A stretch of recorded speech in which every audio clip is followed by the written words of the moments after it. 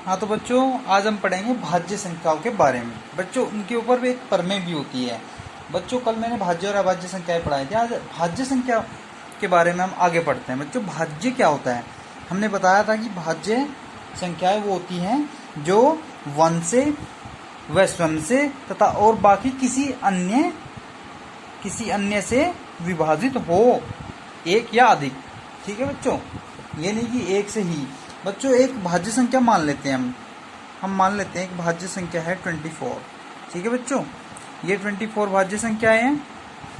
तो बच्चों 24 को अब क्या करेंगे बच्चों, हमने पढ़ा था कि ये तो क्या है बच्चों, भाज्य संख्या है। बच्चों उसको अभाज्य गुणनखंडों में क्या करना है, इसको अभाज्य क्या होता है बच्चों, अभाज्य जो 1 से व स्वयं से कटे। ठीक है बच्चों, बाकी किसी से ना कटे। ठीक है, तो वो अभाज्य संख्या थी। तो अभाज्य गुणनखंड कैसे होते हैं बच्चों, एक भाज्य संख्या को हम सबसे छोटा भाज्य नंबर कौन सा होता है बच्चों, 2, उसके बाद 3, उसके बाद क्या होता है बच्चों 5, उसके बाद 7। तो ऐसे हम डिवाइड करके देखते हैं, स्टार्टिंग से 2 से देखते हैं। पहले बच्चों 2 से देखते हैं, 2 से 12 बार, 2 से फिर 6 बार, जिससे बच्चों कट रहा है 2 से फिर 3 बार, फिर 3 से 1 बार। ठीक है बच्चों, तो लास्ट में क्या आ गया, 1 आ गया बच्चों। तो हम क्या देखते हैं बच्चों, 2 इंटू 2 इंटू 2 इंटू 3। ठीक है बच्चों, तो ये क्या आ गया हमारा, ये अभाज्य गुणनखंडों में हो गया बच्चों। देखो 2 भी अभाज्य है, यहाँ पे 2, यहाँ पे 2, यहाँ पे 3। तो बच्चों क्या लिख सकते हैं हम, 2 की पावर 3। ठीक है बच्चों, तो ये क्या हो गया बच्चों, ये हो गया अभाज्य गुणनखंडों के रूप में। सब संख्या अभाज्य रूप में आ गई, नहीं आ गई बच्चों। तो बच्चों एक थ्योरम देखेंगे हम इसके ऊपर। बच्चों एक बात बताओ, हमने 24 पढ़ा है, तो बच्चों इसमें ये 24 है, 2 इंटू 2 इंटू 2 इंटू 3। तो बच्चों इसमें मान लो मैंने किससे मल्टीप्लाई कर दिया बच्चों, इससे मैंने मानो कोई भी संख्या ले लो, यहाँ पे मैंने 5 ले लिया। ठीक है, तो बच्चों से मल्टीप्लाई करो तो ये तो कितना था बच्चों, टोटल 24 इंटू 5 कितना आ गया बच्चों, तो इसकी मल्टीप्लाई करके आ जाएगा बच्चों 120। तो बच्चों बताओ ये भी तो भाज्य संख्या है, ये भी तो भाज्य संख्या है। ठीक है बच्चों, है कि नहीं है, ये भी भाज्य संख्या है। ठीक है बच्चों, तो आगे मैं बताऊंगा इसके बारे में, देखो आगे चलते। तो बच्चों हम कोई भी नंबर ले, ठीक है बच्चों, मैं आपको 3 चीजें सिखाऊंगा। नंबर 1 बच्चों, कोई अभाज्य संख्या है, उसकी मल्टीप्लाई अगर हम किसी भाज्य संख्या में करते हैं, ठीक है बच्चों, तो हमें भाज्य संख्या ही मिलेगी। क्या मिलेगी बच्चों, भाज्य संख्या ही मिलने वाली है। उसके बाद नंबर 2, भाज्य संख्या अगर होगी और उसके साथ भाज्य ही दूसरी संख्या भी भाज्य ही होगी, तो भी बच्चों क्या आने वाला है, भाज्य संख्या ही आने वाला है। ठीक है बच्चों, तीसरा नंबर ले लेते हैं बच्चों, अगर कोई संख्या अभाज्य है और अभाज्य संख्या है और उसकी मल्टीप्लाई अभाज्य से ही है, तो बच्चों भले ही अभाज्य हो दोनों, लेकिन मल्टीप्लाई होने पर वो संख्या भी भाज्य संख्या हो जाती है। ठीक है बच्चों, वो संख्या भी भाज्य हो जाती है। ठीक है बच्चों, तो बच्चों एक बात और देख लेते हैं, हमने क्या पढ़ा था बच्चों, हाँ तो बच्चों हमने क्या पढ़ा था बच्चों, हम एक एग्जांपल ले लेते हैं बच्चों। हमने एक एग्जांपल ले लिया 70। बच्चों ये भी तो भाज्य संख्या है, ये कौन सी संख्या है, भाज्य संख्या है, ये बच्चों भाज्य संख्या है।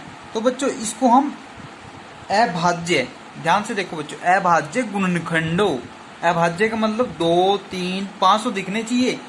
ठीक है बच्चों, लेकिन 4, 6 ऐसा कुछ नहीं दिखना चाहिए। तो बच्चों हम इसको डिवाइड करते हैं, क्या करते हैं हम, अभाज्य गुणनखंडों में डिविजिबल करते हैं बच्चों। हम इसे 2 से डिवाइड करते हैं, 2 से डिवाइड होगा तो बच्चों कितना आएगा, 2 से काट दो उसको 35 बार, 200 2 से फिर नहीं कटेगा ये, बच्चों कितने से कटने वाला है? 5 से। 5 से 2 35। ठीक है बच्चों। तो बच्चों 7 से एक बार, तो बच्चों क्या आ गया इसका? 2 × 5 × 7। ठीक है बच्चों।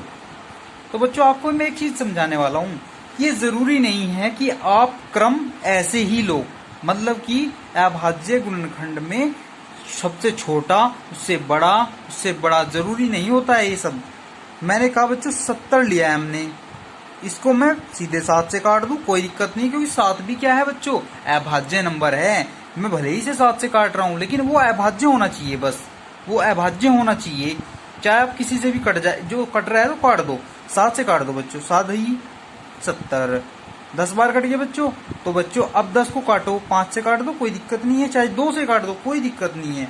मैंने 5 से काट दिया, 5 दूनी 10, तो बच्चों ये आ गया हमारा, क्या आ गया? 7 × 5 × 2।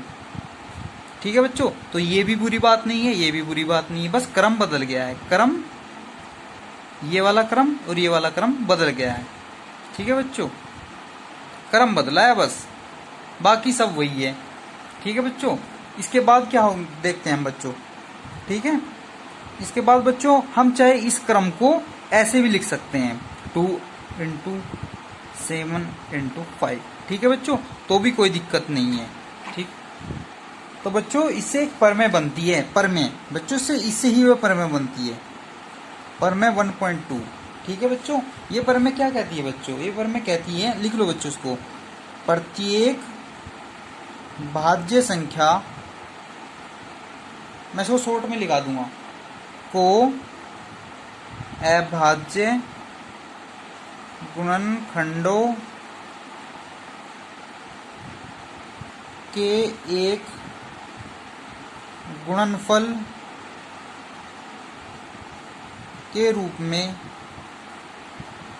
व्यक्त किया जा सकता है। ठीक है बच्चों, व्यक्त किया जा सकता है। ठीक है बच्चों। और इसमें कोई क्रम की जरूरत नहीं होती है, और इसमें किसी क्रम की जरूरत नहीं होती है बच्चों, होती है। ठीक है बच्चों। तो बच्चों अगले पेज पर जाकर देखते हैं जल्दी से, इसमें कोई क्रम की जरूरत नहीं होती है। तो बच्चों मैंने माना बच्चों 70 माना था मैंने। ठीक है बच्चों। तो मैं उसको ऐसे नहीं कर सकता बच्चों कि 10 कितना, 10 से सीधा डायरेक्ट कर दूं 7 बार। ठीक है बच्चों, 7 से एक बार। बच्चों ये गलत हो जाएगा, क्योंकि 10 × 7 नहीं लिख सकते ये, क्योंकि हमारा क्या नंबर है बच्चों? ये भाज्य संख्या है, इसको अभाज्य गुणनखंडों में लेना था। तो बच्चों 7 तो है, लेकिन 10 नहीं है, तो 10 को भी तोड़ दो बच्चों, 5 × 2, तो भी गलत नहीं है। ठीक है बच्चों। अगर आप इसको ऐसे भी कर लो तो भी प्रॉब्लम नहीं है, लेकिन उसको फिर भी हम अभाज्य गुणनखंडों में ही रखते हैं, ये ध्यान रखने वाली बात है बच्चों। ठीक है बच्चों। तो बच्चों इसके ऊपर जो परमेय है उसको हम लिख लेते हैं बच्चों। परमेय क्या कहती है बच्चों? x = P1 P2 P3 ... Pn तक। बच्चों ये क्या चीज है? ये क्या चीज है बच्चों? P1 P2 P1 P2 P3, ये बच्चों ये क्या चीज है? ये बच्चे अभाज्य संख्याएं हैं, अभाज्य संख्याएं, भाज्य नहीं बच्चों, अभाज्य संख्याएं हैं। और ये वाली कौन सी संख्या है बच्चों? ये तो भाज्य है, भाज्य संख्या है ना, इसी के तो गुणनखंड है, वो इसी के तो गुणनखंड है। जैसे ये 70 था तो उसके गुणनखंड हुए 5 2 7। ठीक है बच्चों।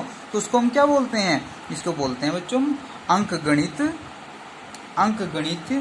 की आधारभूत परमेय। ठीक है बच्चों। ठीक है बच्चों। तो आज की क्लास हम यहीं समाप्त करते हैं बच्चों, कल को बताएंगे हम इसके बारे में आगे। ठीक है बच्चों।